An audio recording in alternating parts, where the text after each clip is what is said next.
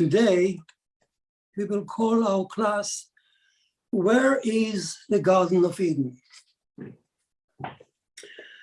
We move today to the study of Noah's second commandment, adultery.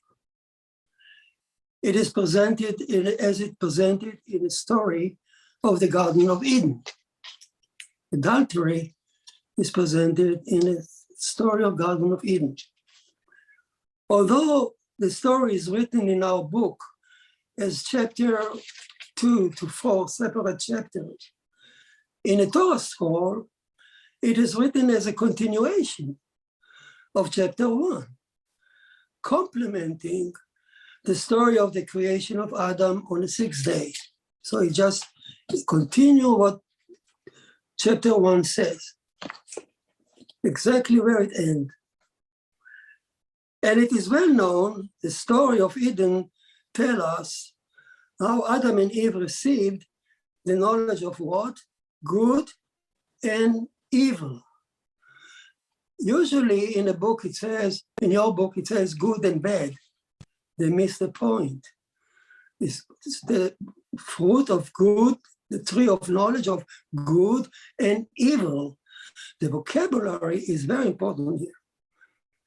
We know that the perception of good and evil, we already said, it's always from the perspective of Hashem, Yud-Vav-Kei, the merciful one.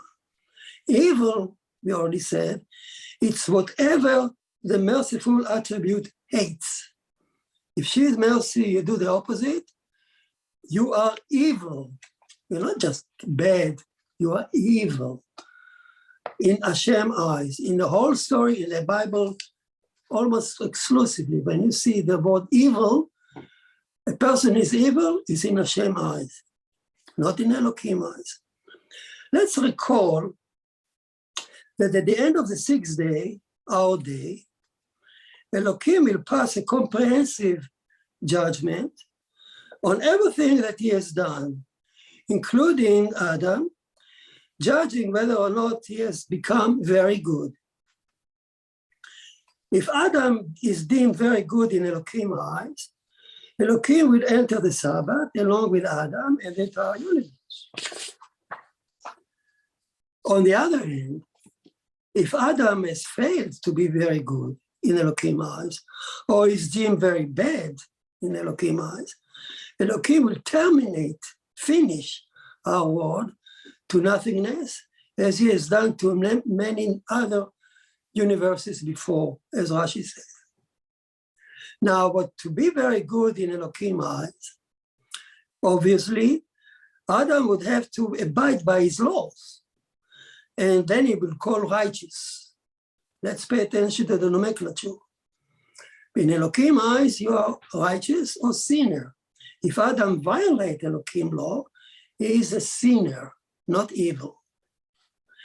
But as it is shown in the text, at the end of the sixth day, Adam would also be deemed or assessed by Hashem from her side, from the Sabbath. Now, if Adam meets her expectation, he is very good in her eyes. But if he fails, if he has committed the opposite of what she is all about, if he's indifferent to misery of others, is merciless and uncompassionate and cruel, is called evil in Hashem's eyes. Like the king of Israel, they were evil because they took advantage of the poor and the widows. So how did the perception of YHVH enter Adam's heart and mind? I want to show you the slide that I missed last time. I hope you will see it. You see it here? Yes. Yes. You see the red part is the sixth day. The blue part is a Sabbath. Then horizontal line, they are separated 6 days from the Sabbath. And you see the acronym YHVH entering from the Sabbath to the Friday. As YHVH enter the Sabbath, our day, the red part, she observed very good. See, Adam is there, is born on the sixth day.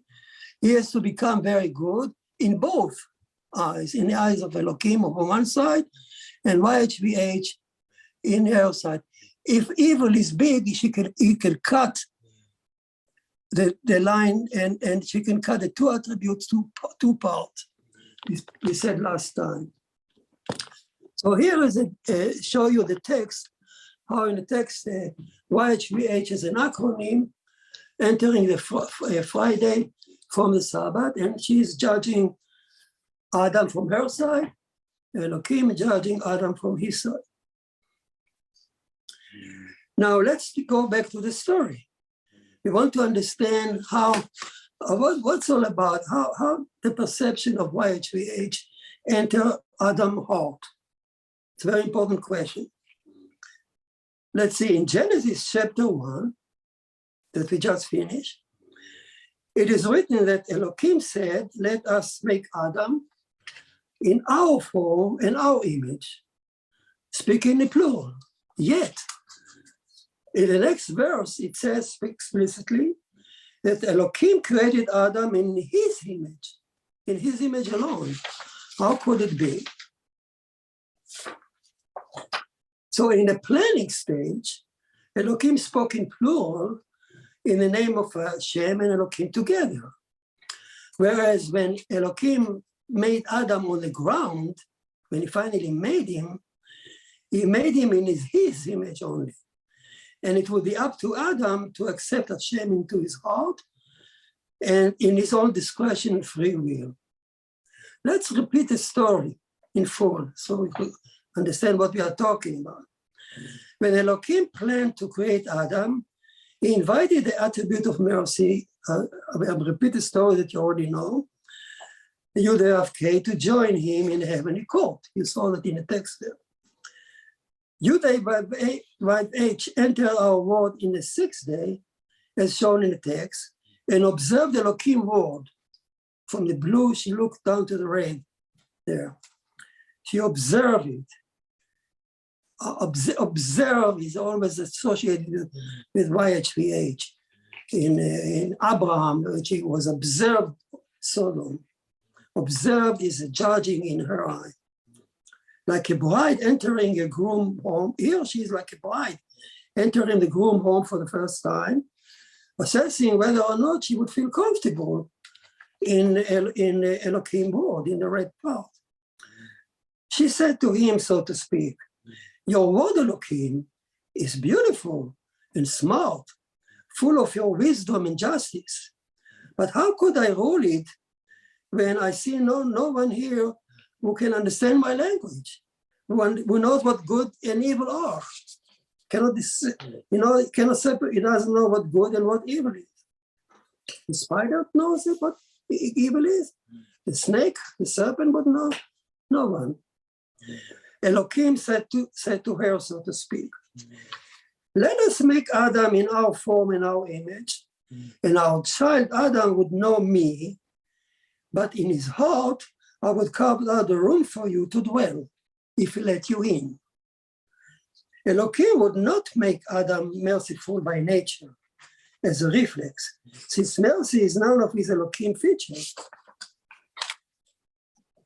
But he would make us capable of accepting her in our own free will and discretion. So Hashem obviously agree, YHVH agree, the attribute of mercy agree to that. And as you will soon see in a verse, the two attributes held wing against wing, like two cherub in love, and flew over the 6 days, entire 6 days backward, consolidating them by the oneness and love. You will see it in the verse. It was not unlike a groom, but what have been consolidated by the love. It's like a groom house that gets a new shape and light by the authority and the charm of the new bride entering it. So when she enters it, it's consolidated. That's the song of the Levite. That's exactly the song of the Levite in the temple that sang on Friday, expressing that idea, consolidated the world. You Hashem, consolidated today your world. Hence, as the text says, at the planning stage, Elohim spoke in plural, saying, let us. Whereas when making Adam, Elohim made him in his image only, and expecting Adam to fill the gap and accept Hashem into his heart on his own discretion. Well, hearing that, it seems that there is a problem here. It seems that to fill the gap and accept Hashem is a discretion. So it looked like a person may abide by Elohim law, never rape, never kill, never steal, never bother anyone, and yet he ignores Hashem's expectation of him altogether. Such a person lives in ordinary life, never violate any law, yet he is oblivious to suffering in his own community. He may never contribute any charity above bare minimum. He may never volunteer to help the needed or contribute to welfare. He may buy diamond ring, ignoring the abused children in Africa, Abu Dhabi. He may ignore the suffering of animals by human hand. He may never support any human right.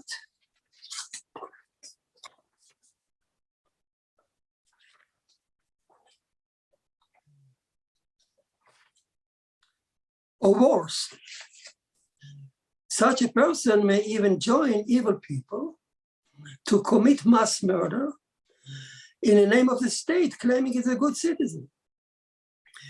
And that person may claim to Hashem, to Elohim, when time comes, when he stand up in heavenly court, he would say, I have abided by your law, Elohim, as you have made me in the chapter 1.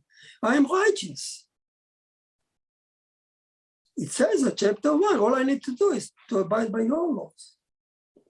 Mercy is discretional. Well, Elohim would say to him then, listen, guy, sorry, you quote me chapter 1, but you should have read also chapter 2, the story of Eden, where it explains how the perception of good and evil has entered every person's heart. Your claim is dismissed. So the story of Eden came as a supplement to chapter 1 to show that despite the fact that Elohim made Adam in his image only, it was the primordial sin of Eden that brought the perception of good and evil into the heart of each person at birth, with no exception, so that no one may claim that mercy, compassion, and forgiveness are discretional. So this is the primordial sin. By eating the fruit, they understand good and evil. And when they came down to live on earth, it's now inside each one of us.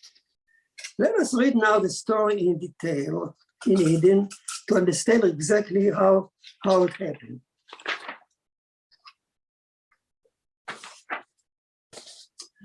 Let's see the introduction to the story of Eden. You can open up the Bible, but I can read it for you.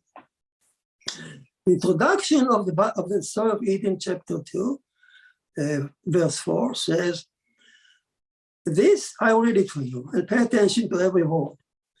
This is a history of heavens and earth when they were recreated on the day that Hashem Elohim, two attributes together, on the day that Hashem Elohim made earth and heavens in the opposite direction. Chapter 1 is heaven and earth. Here it says earth and heaven again. This is a history of heaven and earth, like chapter 1, when they were recreated on a day that Hashem Elohim made earth and heavens, the opposite direction. The verse continues the story of creating Adam on the 6th day.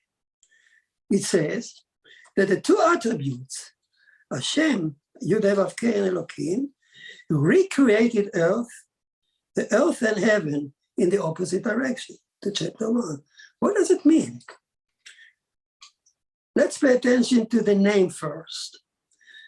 While in chapter 1, the attributes appear each one by itself, Elohim appears alone 32 times, and Hashem Yud-Heh-Vav-Keh appear once at the end of this chapter. I just show it to you.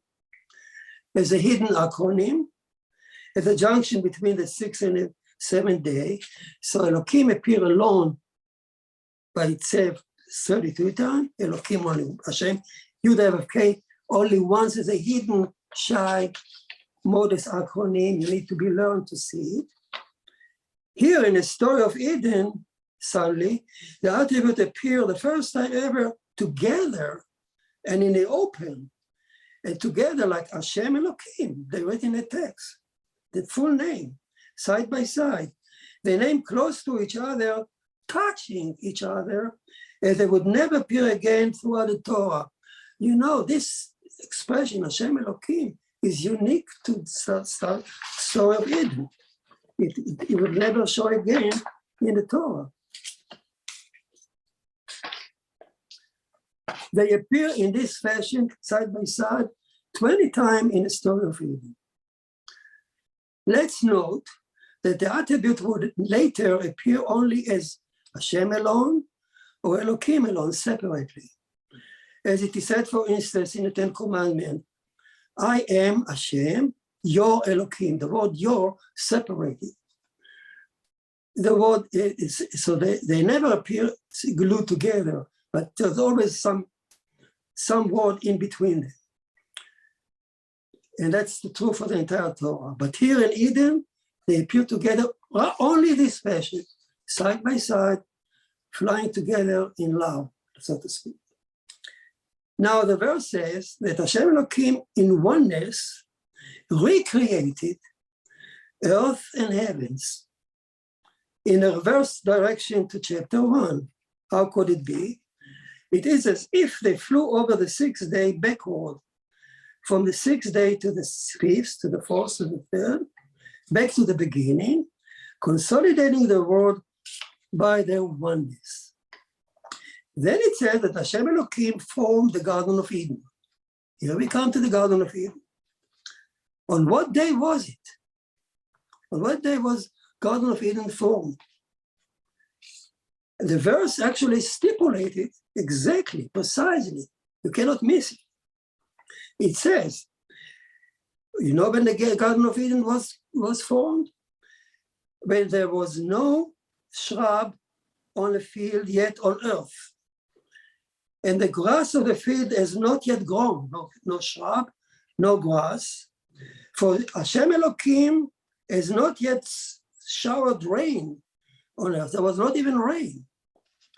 And there was no Adam to till the ground. Only myths went up from the ground and watered the entire face of the world. God. The verse says that the Garden of Eden was formed on a day when there was no shrub, no grass, not even rain, no animal, no Adam. And just myths coming from the ground and watering the dry. So what day could it be? What day there was no grass, no rain, no shrub, no tree, nothing on earth. So about dry land. So the Talmud says, can't give you the answer. About 2,000 years ago, it said, it was the 3rd day before Elohim seeded any life on a dry land.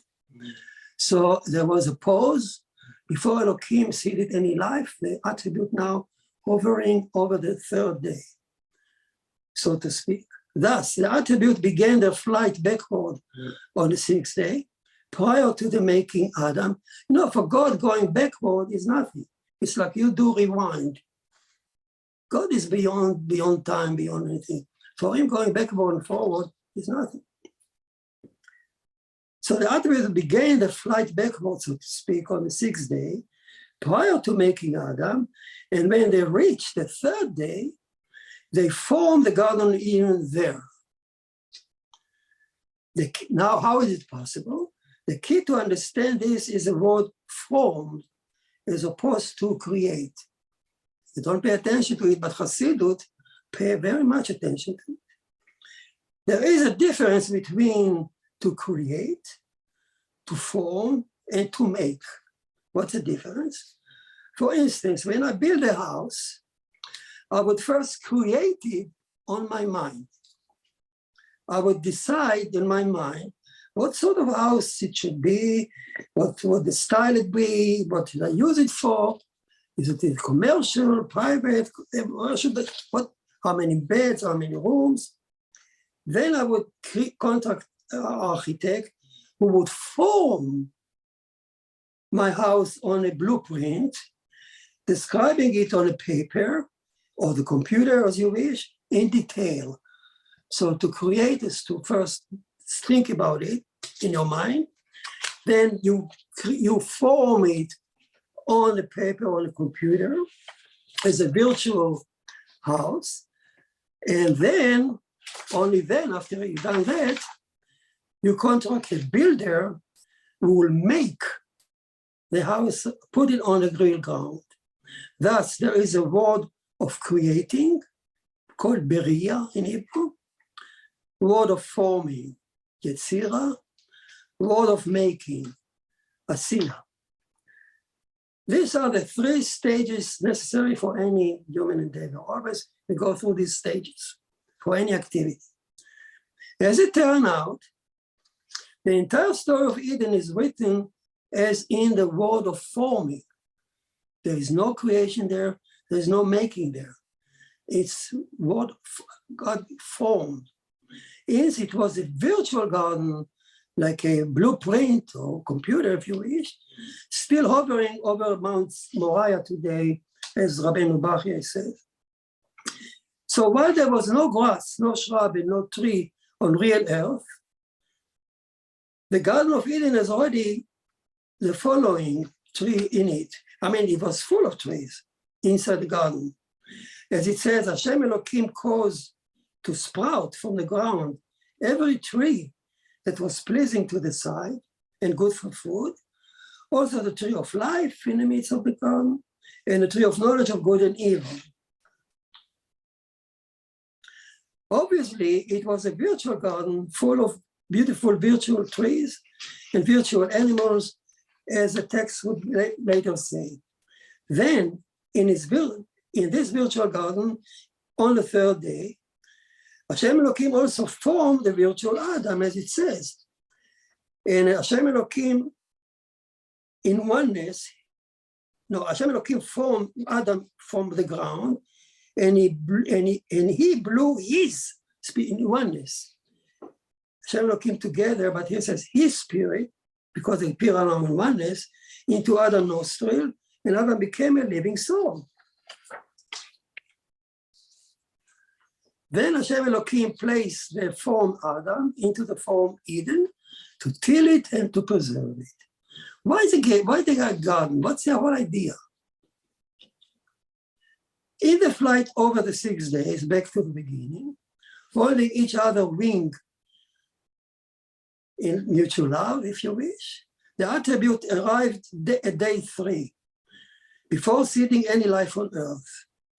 Here, Hashem, Yud-Vav-Kei, the merciful attribute, turned to Elohim and said, so to speak, why won't we spare our child Adam the agony of living in your world, Elohim?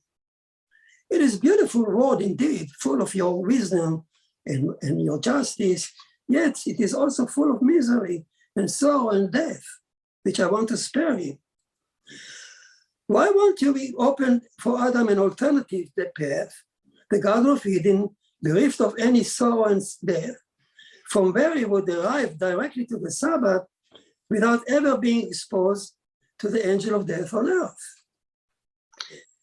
And she continued, and to become very good in your eye, Elohim, let us give him just one simple commandment. I know that your attribute of justice, judgment, you need to judge Adam. So let's give him this one simple commandment, like do not eat from this particular tree, which is actually a tantamount to idolatry, because if you violate it, you violate idolatry by disobeying the king.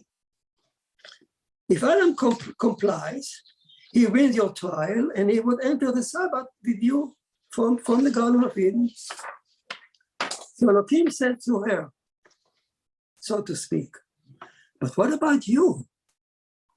If Adam never lives on earth, on real earth, never been exposed to sorrow and death, how would he never comprehend you, your love, your mercy, your compassion, and forgiveness? This is shown only on the background of my word.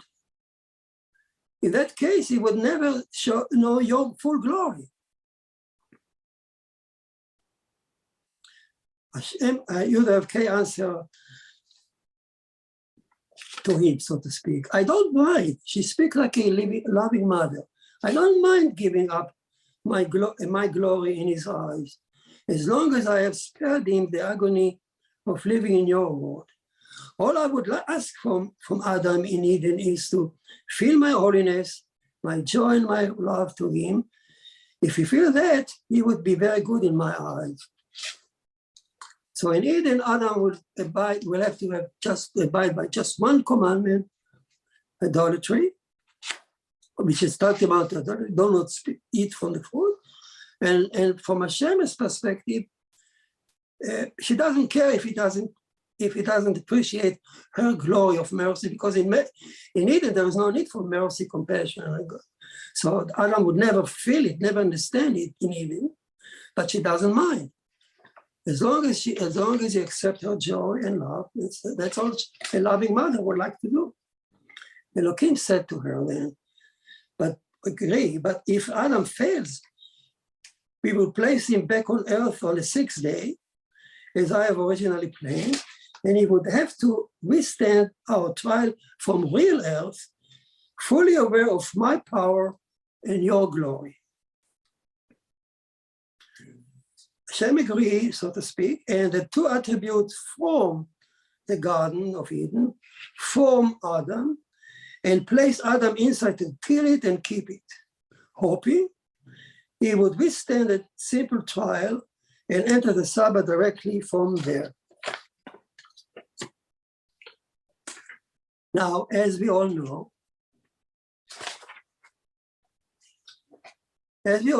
Adam and Eve failed their trial in Eden, ate from the forbidden tree of knowledge, good and evil, became of YHVH value of good and evil, and they were driven out of Eden to live on earth.